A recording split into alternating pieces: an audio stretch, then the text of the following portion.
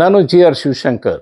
ಇವತ್ತು ಪ್ರಮುಖವಾಗಿ ನಾನು ಮಾತನಾಡಲಿಕ್ಕೆ ಹೊರಟಂಥ ವಿಷಯ ಏನು ಅಂತಂದರೆ, KSTL ಕಾರ್ಖಾನೆ ಒಳಗಡೆ ಕಾರ್ಮಿಕರ ಶೋಷಣೆಯ ಬಗ್ಗೆ ನಾನು ಹೇಳಲಿಕ್ಕೆ ಇಷ್ಟಪಡ್ತೇನೆ. KSTL ಕಾರ್ಖಾನೆ ಒಳಗಡೆ ಕಾಯಂ ನೌಕರರು ಇರ್ತಕ್ಕ ಸಂಖ್ಯೆ ಕೇವಲ ಪರ್ಮನೆಂಟ್ ವರ್ಕರ್ಸ್ ಕಂಪೇರ್ ಮಾಡಿದ್ರೆ 15-20% ಕಡಿಮೆ ಇದ್ದಾರೆ. ಅಂದರೆ 150 ಜನ ಇದ್ದಾರೆ. ಆದರೆ ಇವತ್ತು ಗುತ್ತಿಗೆ ಕಾರ್ಮಿಕರು 1800ಕ್ಕೂ ಹೆಚ್ಚು ಗುತ್ತಿಗೆ ಕಾರ್ಮಿಕರು ಕೆಲಸ ಮಾಡ್ತಾ ಇದ್ದಾರೆ. ಮಾರುಕಟ್ಟೆ ಒಳಗಡೆ ಕಳೆದ 8 ವರ್ಷಗಳಿಂದ ನಿರಂತರವಾಗಿ ಸೇವೆ ಸಲ್ಲಿಸಿದಂಥ ಕಾರ್ಮಿಕರಿಗೆ ಬೋನಸ್ ಕೊಟ್ಟಿಲ್ಲ. 8 ವರ್ಷದಿಂದ. ಇದು ಸರ್ಕಾರದ ಕಾರ್ಖಾನೆ, ಪ್ರೈವೇಟ್ ಕಾರ್ಖಾನೆ ಅಲ್ಲ. ಆದರೆ ಇಲ್ಲಿ 8 ವರ್ಷದಿಂದ ಬೋನಸ್ ಕೊಟ್ಟಿಲ್ಲ. ಅವರಿಗೆ ಯಾವುದೇ ಸವಲತ್ತುಗಳು ಕೊಟ್ಟಿಲ್ಲ. 1 ವರ್ಷದಿಂದ ವೇಜ್ ಇನ್ಕ್ರೀಸ್ ಮಾಡಿದ್ದನ್ನು ಸಹ ಕಂಪ್ಲೀಟ್ ಕೊಟ್ಟಿಲ್ಲ.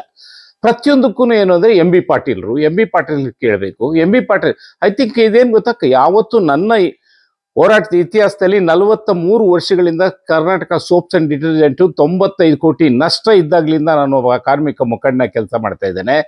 ಪ್ರಥಮವಾಗಿ ಪ್ರತಿಯೊಂದಕ್ಕೂ ಸಹ ಮಂತ್ರಿಗಳನ್ನ ಕೇಳಿ ಇವತ್ತು ಕಾರ್ಖಾನೆ ನಡೆಸ್ತಕ್ಕ ಪರಿಸ್ಥಿತಿ ಈಗ ಕಾಂಗ್ರೆಸ್ ಸರ್ಕಾರದಲ್ಲಿ ಬಂದಿರತಕ್ಕದ್ದು ದುರಾದೃಷ್ಟಕರ.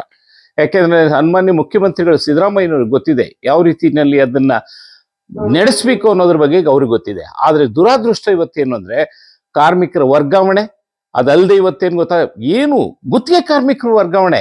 ಇನ್ನೊಂದೇನಾಗಿದೆ, ಗುತ್ತಿಗೆ ಕಾರ್ಮಿಕರು 25 ವರ್ಷದಿಂದ ಕೆಲಸ ಮಾಡ್ತಕ್ಕವನಿಗೆ ಕೇವಲ ಅವನಿಗೆ ಸಿಗ್ತಕ್ಕದ್ದು 25,000-30,000 ಸಾವಿರ. ಮೊನ್ನೆ ರಿಕ್ರೂಟ್ಮೆಂಟ್ ಮಾಡಿದಂಥ ಕಾರ್ಮಿಕರಿಗೆ 75 ಸಾವಿರ. ಇದನ್ನೂ ಸಹ ನಮ್ಮ ಎಂ ಬಿ ಪಾಟೀಲ್ರು ಹೇಳಿದಾರ. ಅವ್ರು ಏನೇ ಕೇಳಿದ್ರು ಗುತ್ತಿಗೆ ಕಾರ್ಮಿಕರನ್ನು ವರ್ಗಾವಣೆ ಮಾಡ್ತಾರೆ. ಮಾರ್ಕೆಟಿನಲ್ಲಿ ಕಲ್ಕತ್ತಾ, ಬೆಂಗಳೂರಿನೆಲ್ಲ ಗುತ್ತಿಗೆ ಕಾರ್ಮಿಕರನ್ನು ವರ್ಗಾವಣೆ ಮಾಡ್ತಾರೆ. ಅವರ ಶೋಷಣೆ ನಡೀತಾ ಇದೆ. ಅವ್ರಿಗೆ ಇವತ್ತು ಸರಿಯಾದ ವೇತನ ಸಿಗ್ತಾ ಇಲ್ಲ. ಮೊನ್ನೆ ಸೇರಿಸ್ಕೊಂಡಂಥವ್ರಿಗೆಲ್ರಿಗೂ ಸಹ ಅಲ್ಲಿದ್ದ ಆಡಳಿತಾಧಿಕಾರಿ ಗಂಗಪ್ಪ ಇವತ್ತು ವೇತನ ನಿಗದಿ ಮಾಡ್ತಾರೆ. ಎಷ್ಟು?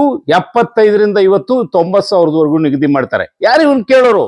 ಇವ್ರಿಗೆ ಕೇಳೋರಿಲ್ಲ. ಇದು ಸಾರ್ವಜನಿಕ ಉದ್ದಿಮೆ, ದಯವಿಟ್ಟು ತಿಳ್ಕೊಳ್ಬೇಕು.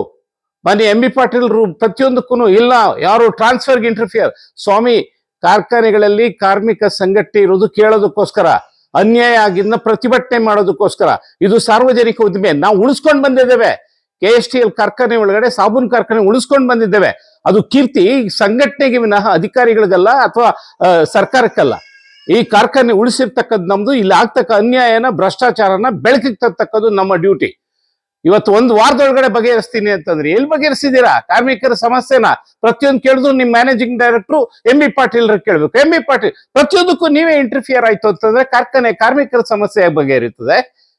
ಇದ್ರ ಬಗ್ಗೆ ಯೋಚನೆ ಮಾಡ್ಬೇಕು. ಕೂಡಲೇ ಸನ್ಮಾನ್ಯ ಮುಖ್ಯಮಂತ್ರಿಗಳಾಗಿರ್ತಕ್ಕ ಏನು ನಮ್ಮ ಸಿದ್ದರಾಮಯ್ಯನವರು ಇಂಟರ್ವ್ಯೂನ್ ಆಗಿ ಇದ್ರೊಳಗಡೆ ಸಮಗ್ರವಾಗಿ ಒಂದು ತನಿಖೆ ನಡೆಸಿದ್ರೆ ಇಲ್ಲಿ ನಡೀತಕ್ಕ ಎಲ್ಲ ವ್ಯವಹಾರಗಳು ಸಹ ಬೀದಿಗೆ ಬರ್ತದೆ. ಅದನ್ನ ನೋಡ್ಬೇಕು ಕೂಡಲೇ.